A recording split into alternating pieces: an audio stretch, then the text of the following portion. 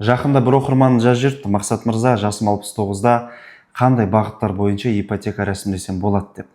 Енді достар, бұл видеороликті барша ағайын туыс бауырларға жіберіп қойыңыздаршы, кімде-кімге пайдасы болып қалар. Жасы 69-ға толған адам екі бағыт бойынша ипотека рәсімдей алады. Біріншісі отбасы банкін тұрғын үй займ. Ол жерде 3 шарт орындалуы тиіс. Депозит мерзімі 3 жыл болу қажет, үй бағасын 50% болу қажет, және де минималды депозитін бағалау көрсеткіші үй бағасына 16 болу қажет. Осы жағдайда 69,5 жасқа дейін ипотека рәсімдеуге болады.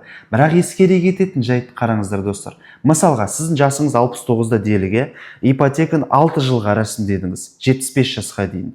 Ондай жағдайда отбасы банк сізге былай айтады: так, окей, керемет, 69,5 жасқа дейін сіз тұрғын үй займын рәсімдеуге құқығыңыз бар.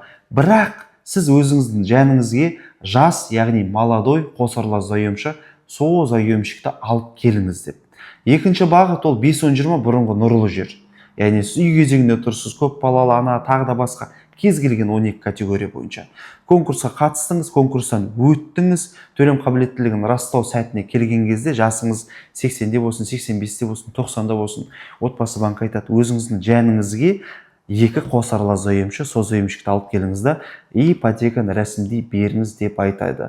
Бірақ кейбір жағдайларда былай айтуы мүмкін: мына екі заемщиктің біреуі міндетті түрде сіздің туған балаңыз болу қажет деп. Сондықтан көптеген жандарға таратып қойыңыздар, жіберіп қойыңыздар, ақпарат пайдалы болсын ағайын. Жақсы.